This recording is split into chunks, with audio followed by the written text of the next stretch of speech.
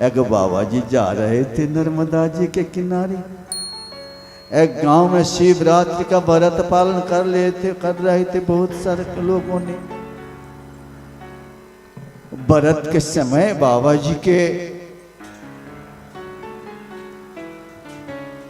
परिक्रमावासी थे। बाबा जी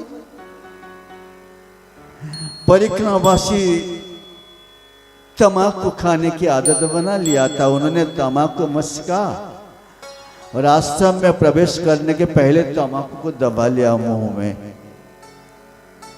और घुस गए।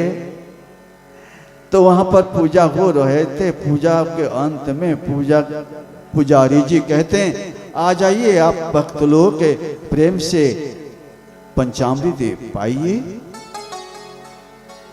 सभी लोगों ने उठ खड़े हो गए। मस्त पर हाथ मोछ लिया। हाथ मोछ के हाथ पसारने लगे।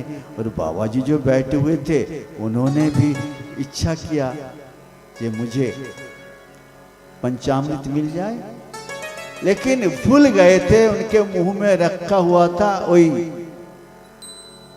मसाला,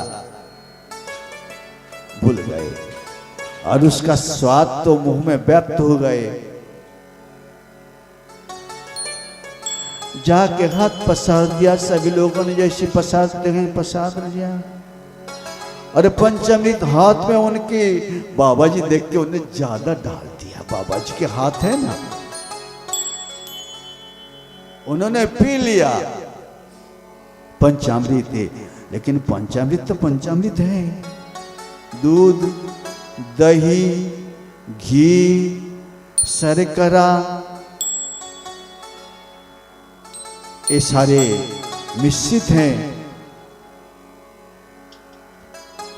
बस। और मधु, ये 5 पंचामृत कितनी स्वादिष्ट हैं। साथ हैं तुलसी दल, कितनी सुगंध है। उन्होंने मुंह में भरते ही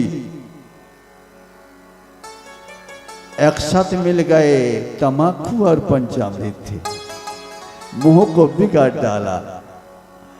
उन्होंने बाहर जाके फेंकेंगे। सभी लोग तो पंचामृत ये बाबा जी होते हुए भी पंचामृत का स्वाद नहीं मिला। थूकने भी कहां जाएं। सब लोग कहेंगे बाबा जी तुम्हारे मुंह में तम्बाकू गए, चुटका गुटका गए। तो सभी का डांट फटका सुनना पड़ेगा। उन्होंने पूरे के पूरे निगल गए। वही बात है, आप मुंह में वही तम्बाकू, चुटका गुटका, विषय का बंधन भी मुख भीतर रखोगे तो आपके मुखारबिंद में भगवान की नामामृत, कथामृत, चरणामृत कैसे स्वाद प्रदान कर सकते हैं आप बताइए। पहले उसको फेंकना पड़ेगा, मुंह धोना पड़ेगा। होम्योपैथिक औषध जब दवाई खाने के लिए डॉक्टर के पास जाएंगे, पहले जाओ मुंह धो के आ जाओ, कुल्ला करके आ जाओ, तब जाके दवाई देंगे, असर करेगा, नहीं तो नहीं हो पाएगा। जाओ, सही बात है। आप पहले छोड़ दीजिए। अब तक जो विषय की नशा में चूर हो बैठे हुए थे, चाय, बीड़ी, पान, सिगरेट, चुटका, गुटका, मदिरा, क्या क्या नहीं आप खाया। बस अब कथा सुना रहे थे, सुखदेव जी बाबा सुना रहे थे, परीक्षित बाबा सुन रहे थे।